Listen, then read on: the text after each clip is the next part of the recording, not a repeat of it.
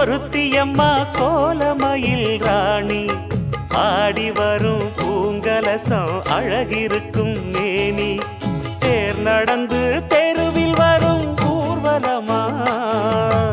ஊருலகில் அவளை போல பேர் வருமா நல்ல பளிங்கு போல சிரிக்கும் மனச பறிக்கும் பவள விரிப்பு